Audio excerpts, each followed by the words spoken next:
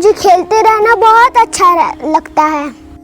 ये तो बहुत अच्छी बात है, खेलने से शरीर स्वस्थ रहता है और मन भी प्रसन्न रहता है।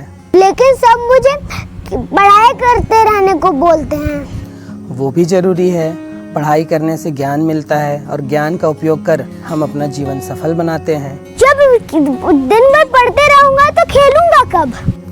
टाइम टेबल बनाकर करोगे तो हर काम तुमसे आसानी से हो जाएगा। खेल के समय खेल, पढ़ाई के समय में पढ़ाई।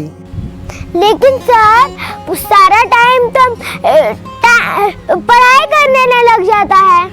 क्योंकि पढ़ाई करते समय पूरा ध्यान पढ़ाई पर रहता नहीं है। जब पढ़ने बैठते हो तो खेल के बारे में और भी चीज़ों के बारे में सोचने लगते हो, है ना? हाँ सर, आपको कैसे पता? मुझे सब पता है। अच्छा ये बताओ, जब खेलते हो, जब कोई गेम खेल रहे हो तो उस समय पढ़ाई के बारे में सोचते हो? नहीं ना? नहीं। तो जब पढ़ने बैठते हो उस समय खेल के बारे में या और चीज़ों के बारे में क्यों सोचते हो? अच्छे से पढ़ाई करोगे, पूरा ध्यान मन पढ़ाई में लगा दोगे तो 2 घंटे में सारी पढ़ाई हो जाएगी। फिर खेल के लिए समय ही समय है।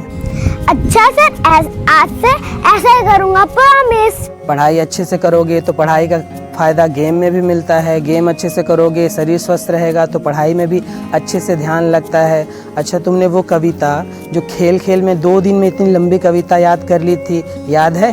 तुमने कितनी जल्दी उस कविता को याद कर लिया था?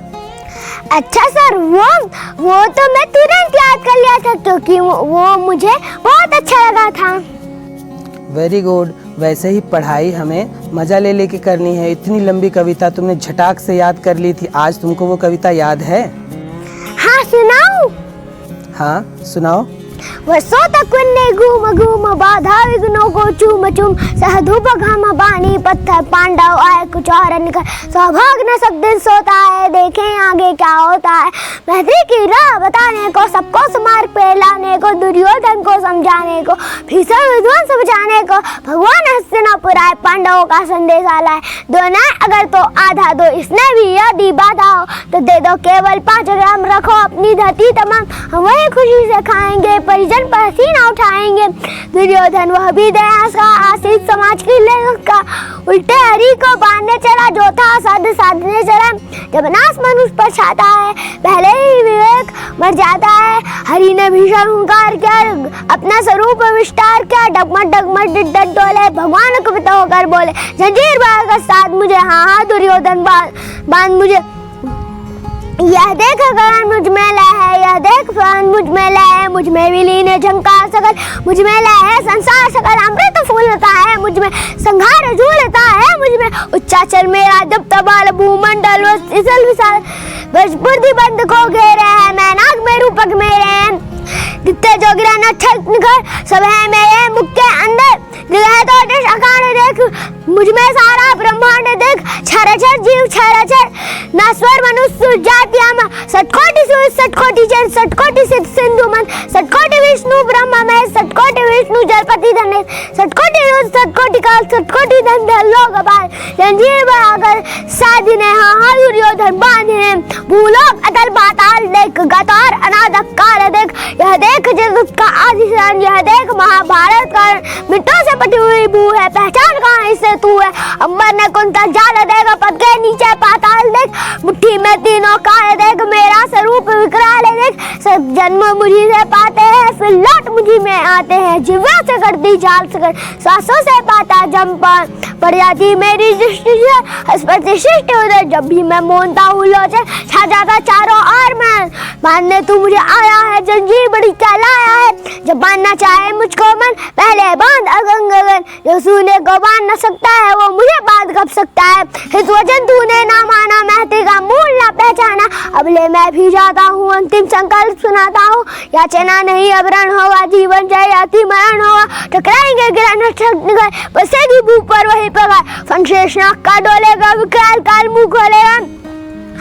दुर्योधन रण ऐसा होगा फिर कभी नहीं जैसा होगा, भाई पर भाई टूटेंगे, वहां से छूटेंगे, वैसा सुख लूटेंगे, सौभाग्य में उसके फूटेंगे, आखिर तू भूसा ही होगा, हिस्सा का पर्दा ही होगा। ठीक है सब लोग डे चुप थे या थे बेहोश बड़े, सिर्फ 2 रग न खाते थे, हिटास पे दूर सुख पाते थे, पर जोर पे पर मुत्तिर पे दोनों मुगाते थे जय जय। अरे वाह, तुम्हें तो पूरी कविता बहुत अच्छे से याद है। तुमने उसे बहुत अच्छे से याद करके छोड़ा। लेकिन एक मकड़ा था जो तुम्हारे जैसा नहीं था। सुनोगे उसकी कहानी? हाँ सर। दोस्तों, यह एक छोटे बच्चे की समस्या कि पढ़ता ही रहूं तो खेलूं कब। लेकिन यह एक हम बड़ों की भी समस्या है। हम अपना समय बहुत जगह बर्बाद करते हैं। हम अपने फोकस, अपने लक्ष्य को बहुत जगह भटकाते हैं। हम हमारा दिनचर्या व्यवस्थित नहीं रखते। हम दूसरों की सलाह पर काम करते हैं। दूसरे जो हमको सलाह देते हैं वह हमें ठीक लगता है, हम उसके अनुसार कार्य करते हैं। आज मैं आपको एक मकड़े की कहानी सुनाने जा रहा हूँ। एक मकड़ा युवावस्था को प्राप्त हो रहा था, तो उसके माता पिता ने उससे कहा कि अब तुम बड़े हो गए हो, अब तुम्हें अपना भोजन की व्यवस्था स्वयं कर लेनी चाहिए और ये ऐसे जाला बनाया जाता है। उन्होंने उसको जाला बनाना सिखा दिया और तुम इस तरह से जाला बनाओ और अपनी भोजन की व्यवस्था स्वयं करो। तब वह मकड़ा युवा था, एनर्जी से भरा हुआ था। उसने पूरे उत्साह के साथ घर के एक कोने में जाला बनाना प्रारंभ किया। जाला आधा ही बना था। नीचे उसने देखा एक बिल्ली उस पर हंस रही है। तब उसने पूछा कि बिल्ली, तुम मुझ पर हंस क्यों रही हो? तब बिल्ली ने कहा कि तुम इतने साफ सुथरे घर में अपना जाला बना रहे हो, यहाँ ना मक्खी है ना मच्छर है, तुम भोजन कैसे करोगे? तब उस मकड़े को उसकी सलाह सही लगी और उसने कहा, बिल्ली, तुमने बहुत सही सलाह दी, मैं तुम्हारा एहसान नहीं भूलूंगा, तुमने मुझे बहुत सही मार्गदर्शन दिया। और वह वहाँ से आधा जाला को जो बन चुका था उसको छोड़कर अब वह खिड़की पर आ जाती है। अब वह खिड़की पर जाला बनाना स्टार्ट करती है। फिर जाला आधा बना रहता है। तब एक चिड़िया वो पेड़ पर की टहनी पर आती है और उसको देखकर बोलती है कि मकड़े, तुम यहाँ पर जाला बना रहे हो, यहाँ इतनी तेज हवा चलती है, तुम्हारा जाला उड़ जाएगा, है ना, जाला तुम्हारा यहाँ बचेगा नहीं। तब उस मकड़े को लगता है कि यह चिड़िया भी सही कह रही है। वह उसको भी धन्यवाद देता है और बोलता है कि बहुत बहुत धन्यवाद। फिर वह क्या करती है, अलमारी पर आती है। पुराना अलमारी पड़ा होता है, उसमें से यहाँ तो थोड़े मोड़े कीड़े मकोड़े आ ही जाएंगे और वह अलमारी के कोने पर वह जाला बनाना प्रारंभ कर देती है। तो वहीं एक कॉकरोच रहता है। वह कॉकरोच देखता है कि यह जाला बना रही है और बोलता है कि मकड़े, तुम यहाँ जाला बना रहे हो, यह मालिक इस अलमारी को बेचने वाला है। अब यह अलमारी चली जाएगी, तुम्हारे जाले को पूरी तरह खत्म कर दिया जाएगा, तुम यहाँ जाला मत बनाओ।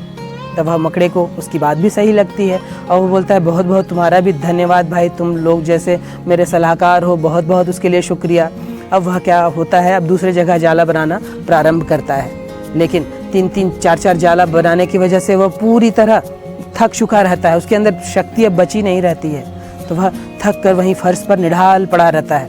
उधर से एक चींटी गुजरती है। तो वह चींटी से मदद की गुहार लगाता है कि चींटी, चींटी, तुम मेरी मदद करो, मैं पूरी तरह थक चुका हूँ और मुझे बहुत भूख लगी है, अगर मुझे खाना नहीं मिला तो मैं मर जाऊँगा। तब चींटी ने कहा, मैं तुम्हें बहुत देर से देख रही हूँ। तुमने जब उस दीवार के उस ऊपर कोने पर जाला बनाना प्रारंभ किया था, आधा जाला बनाकर तुमने बिल्ली के कहने पर छोड़ दिया, उस समय भी मैंने तुमको देखा।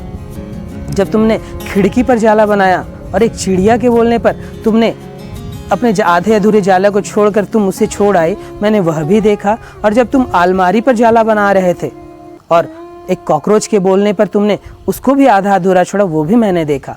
लेकिन मैं तुम्हारी मदद नहीं कर सकती क्योंकि मेरे अपने काम हैं और मैं अपने काम को डिस्टर्ब नहीं करती।